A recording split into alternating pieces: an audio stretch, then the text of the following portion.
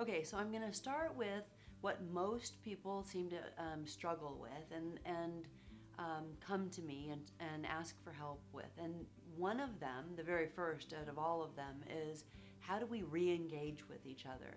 You know, the loss of connection, the apathy, the anger, the frustration, that's a hard thing for couples to get past.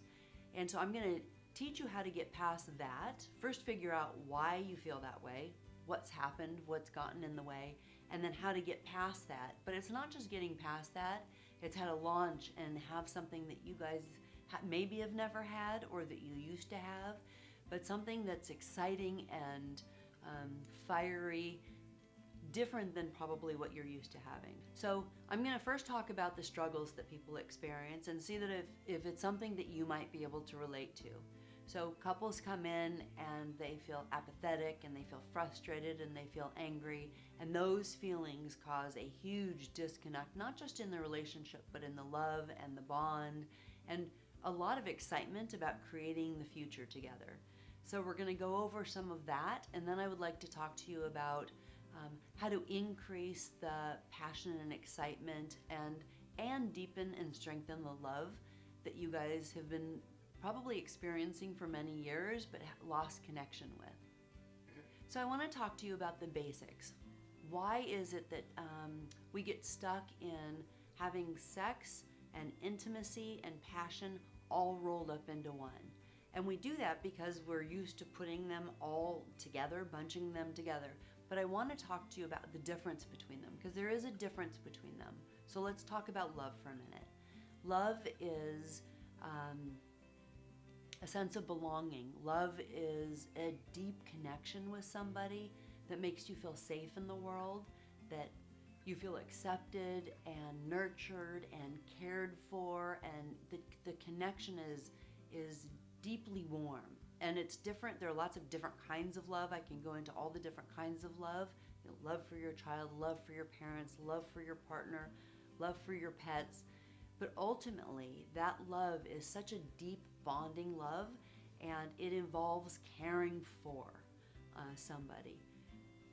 Desire and intimacy is a whole different beast. Desire and intimacy isn't about like a caring for. It is about a curiosity, where love is a need. Passion and intimacy is a want. And so sometimes they don't go together. So all the things that you think you need during the day from your partner, you know, connect with me, communicate with me, make me feel safe, take care of me, I take care of you. At night, it's a totally different thing, because desire is really ultimately about imagination. I mean, that's really like the core of it. And people have a hard time separating the two. And when you try to mesh them, they don't go together. It's why one falls flat. Usually passion and intimacy and desire falls flat. So if you can picture when you were a little kid and you were, you know, going off onto the playground. So picture, let's talk about 3 different scenarios. There's one child where the mom, you know, says, you know what, baby, it's beautiful out there. Go out and play and explore and enjoy. And, you know, you might get, you know, nicked and scratched knees, but I'm here. If you need me, I'm here. And the child feels safe enough to go off into the world and explore. And they experience things that other children just don't, because they have the safety of knowing that they can come back and that love, that connection is still there. Then there's the child that's sort of an insecure bond, that the mom or the dad says, you know, why do you want to go out there? It's dangerous out there. If you go out, you could get hurt, and it could be scary, and it could be awful. And the child is apprehensive about going, and when they do go, there's guilt and there's shame, and they ultimately don't feel comfortable going all the way out and exploring, so they come back. And then the third child goes out into the world and says, forget it, I am going out into the world. And even though it feels like they separated, emotionally and psychologically, they don't. And so they don't ever really get to deeply experience the world in the way they want. So let's translate that in terms of relationships.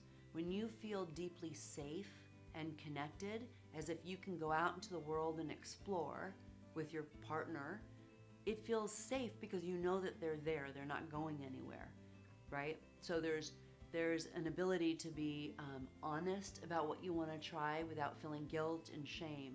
As we're with the second scenario, if you feel like you're going to be punished and you're going to be shamed for the things that you want to go try, then you're never going to try them, or you're going to sell your soul and not do them, right? You kind of lose your sense of self.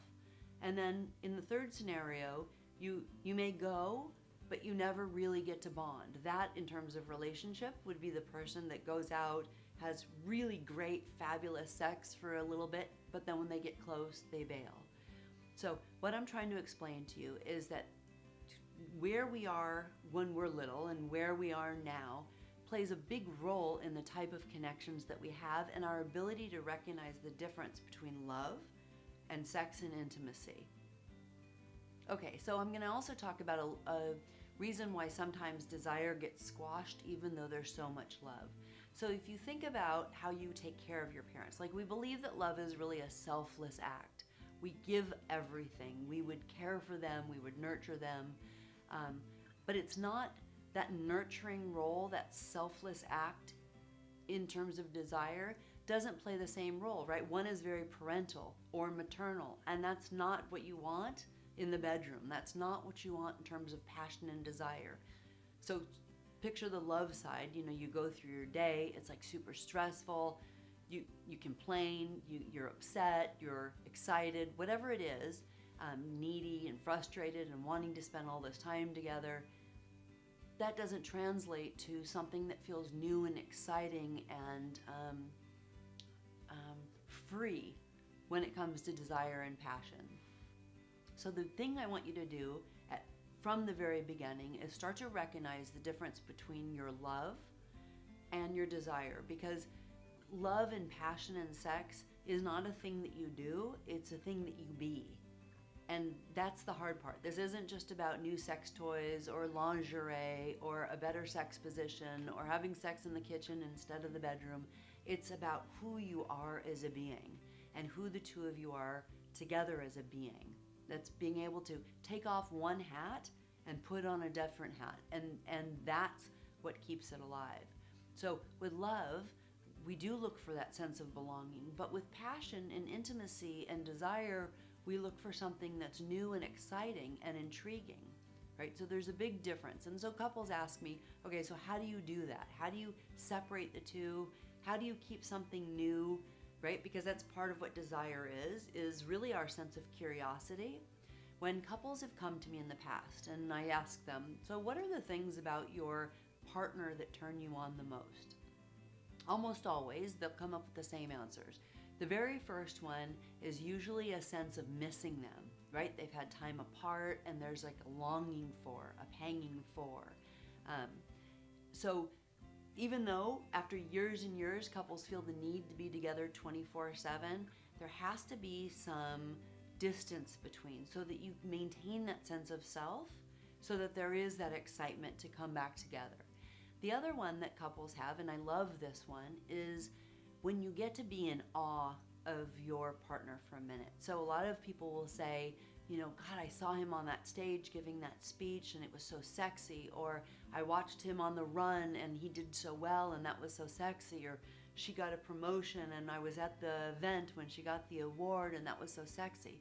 So having enough separation that you can see them through a clear and new lens is really what prompts people to feel excited with their partner.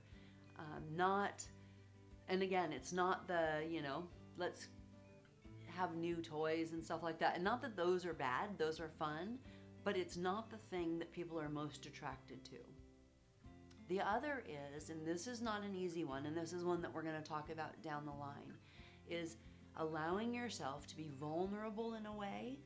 And I know people hate this word, but I'm going to use it, surrender. When you surrender your shell, all of the shit that goes on through the day and all of your fears and all of your past pains, when you can drop those enough to allow the other person into your space, there's this experience and this connection that's almost hard to reproduce, right? Because it's why couples bond so deeply the way they do, because it's almost like they can enter into this space that doesn't involve any of the other bullshit of the day. So what I would say is that there needs to be some practice separating the two.